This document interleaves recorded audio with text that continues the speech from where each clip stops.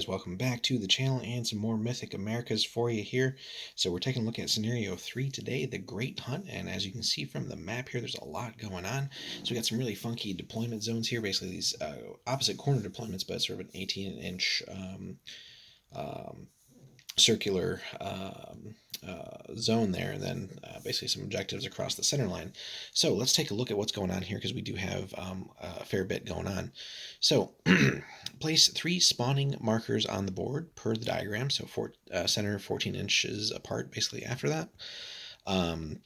Deployment zone, basically 18-inch arcs in the corner without the spawn marker, and opposite your opponent.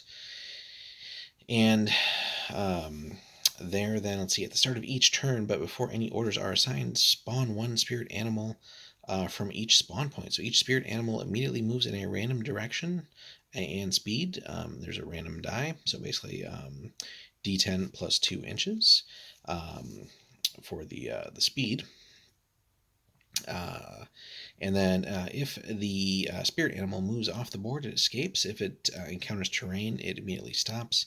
And then it stays 1 inch away from any player unit. So to score victory points, you must kill the spirit animal in melee. You may shoot them at range to eliminate them, but that doesn't score for you. At the end of turn 2, and at the end of every turn thereafter, you score a victory point if you successfully defeat a spirit animal in melee. So again, first turn, not so important. So by all means, shoot them if that becomes necessary. But really, from that on, you do want to defeat them in melee. In melee, spirit animals will fight back as per the stats below, and they're not so bad. So if the spirit animal wins the melee, it will never choose to continue combat. It will always consolidate the maximum distance away from the opponent towards the closest board edge if possible. So, and again, no victory points for ranged or spell attacks on them as well. So again, it's purely melee there.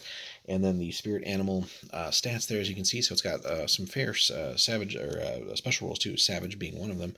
Reroll strength to hit on the first round of combat in the game.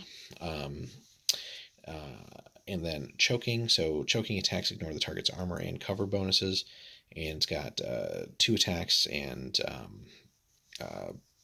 SV of 2 there as well. So agility 5 here, no accuracy because it's not shooting, but strength and resistance pretty good, initiative and CO at 5 as well there. So, and the key thing here is, and there's really nothing you can do about it, right? At the start of each turn, before any order dice are assigned, spawn 1 from each spawn point. So there's no removing these, there's no destroying these to sort of stem the flood here.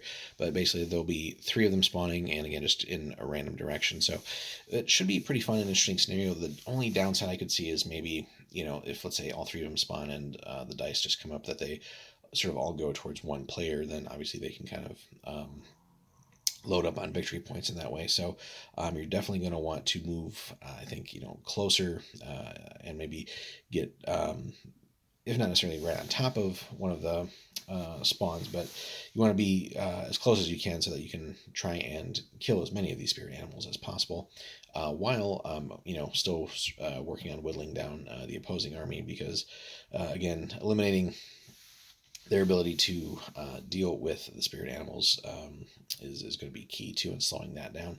So a tactic you might consider there too is if the opponent brought a lot of range and magic, you are somewhat safer leaving those alone, just because they don't score victory points off of them. So if you want, you should target the opponent's melee units and wear those down as fast as possible to eliminate their ability to score in the game.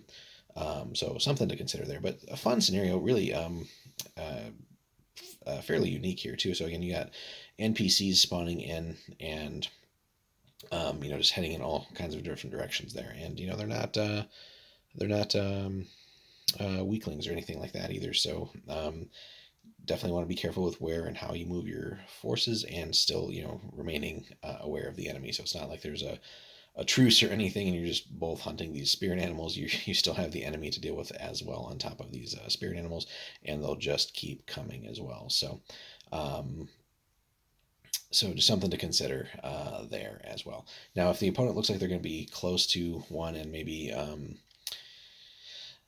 will charge and probably win in melee. You could always, that's where your range and magic comes in. So destroy the spirit animal that your opponent's close to with range and magic. That way they don't get any points off of that, and they'll have to either get close to another one or wait for another one to spawn and hope it goes close to them. So different ways and different bits of strategy that are involved there, but really cool stuff here. So that is the Great Hunt, guys. Hope you enjoyed. Thanks for hanging out with us. Let us know in the comments too if you've played the scenario and what your experiences have been.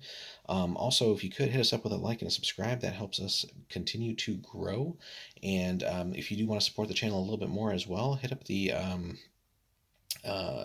link in the description there. That'll take you over to Warlord. Anything you pick up there helps come back and support the channel, so we appreciate that. Also, if your local store doesn't carry Warlord yet and you do want them to, there's also a little bit of information there in the description to help you help your store get in contact with the relevant parties there if you do want your local store again to carry Warlord, so that way you can have the hobby in your local area more as opposed to maybe ordering online or something like that. So hope you guys enjoyed. We got more coming for you. Stay tuned and take care.